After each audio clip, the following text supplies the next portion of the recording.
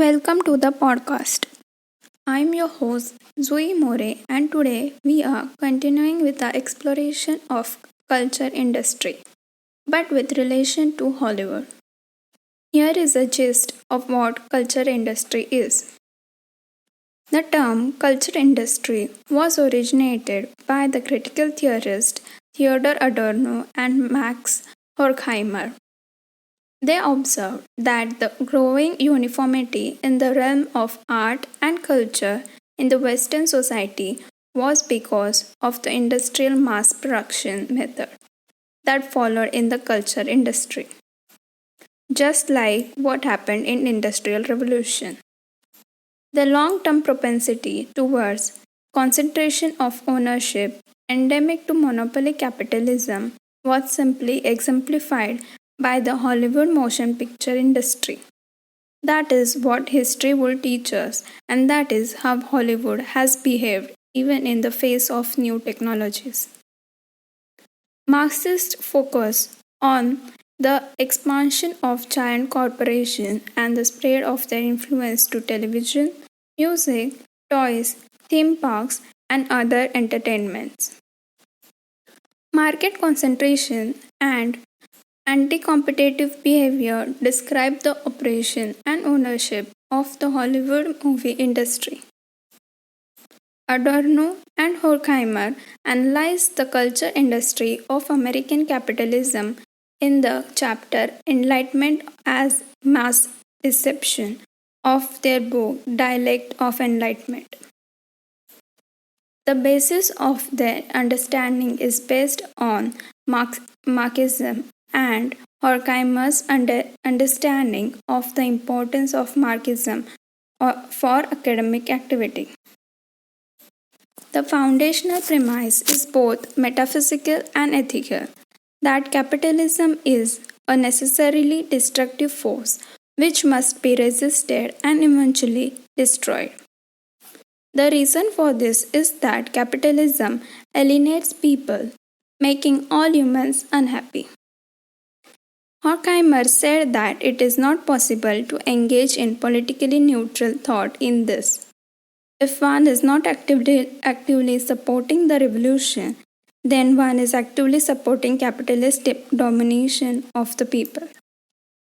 Since art started to imitate the culture of mass production, the consumers of these products became blandly similar, passive, and unimaginative.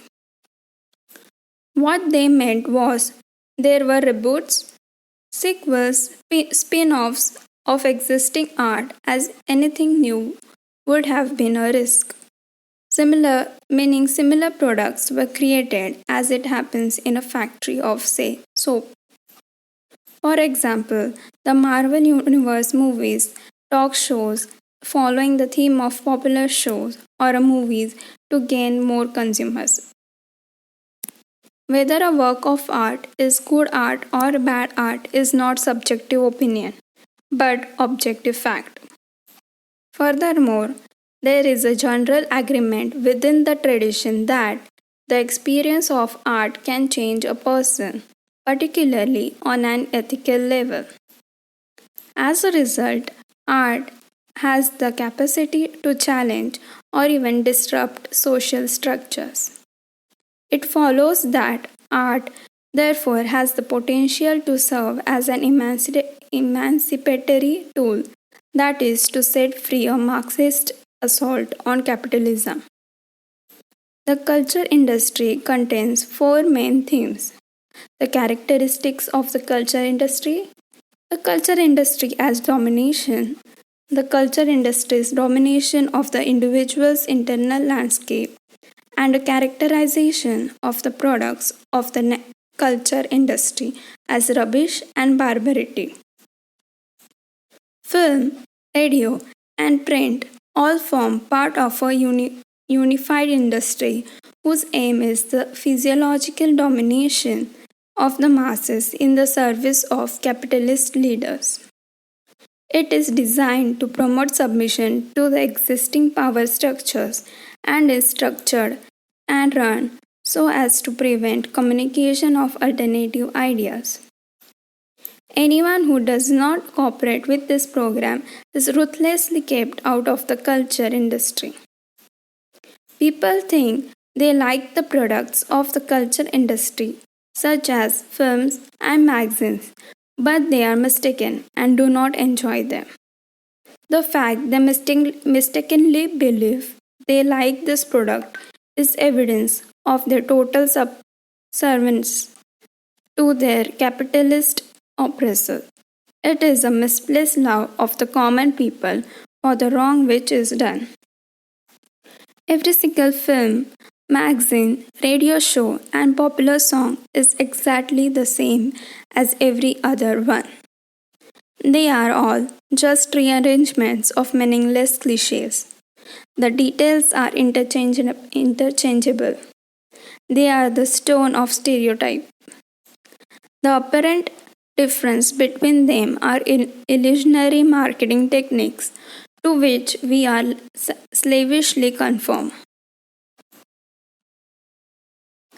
Adorno viewed culture as product of late capitalism, and he refers to the process of industrialization of mass-produced culture. Particularly, he refers to those cultural products which were being circulated in contemporary USA in the forms of film, in particularly music, the magazines, and later on TV series, and his thesis is based on analysis of cultural product for mass consumption.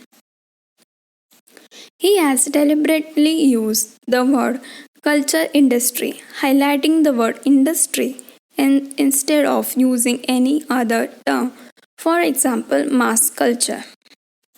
Because, in his view, culture emanates from masses, whereas culture industry is being collectively produced for the masses. The fact that dominant members of the culture industry are paid so much money is proof that their work has no social value. People think films show real life as it genuinely is. This is used to brainwash people by showing them the futility of resistance and the value of conformity. All the characters are the same in order to make movies easy to understand. All plots in all movies show that there is no real chance of improving one's lot in society and that one should accept one's place, that only blind chance offers any possibility of improvement. The critic of culture industry, this assembly line production, is not a critic per se or even of the pop culture product themselves. The problem is rather with the industry that produces them, and thus sole purpose is to mass produce product for profit. There is no other human goal to which producers or even artists aspire. The culture industry populates the inner world of people by making them believe the existing social order can satisfy all their desires and needs by dictating what those needs are, and by terrorizing people with fear of the violent consequences which would befall them. The list of which is destitution and exclusion were they to resist. Everyone's attitudes, interests, and beliefs are all the same, all dedicated to them by culture industry and enforced through social pressure. What people take to be their characteristics of individuality are in fact nothing more than meaningless and minor variations overlaying and disguising complete uniformity. All this is done to keep people submissive to elite capitalist masters. Thank you, and please keep in tuned for the next episode.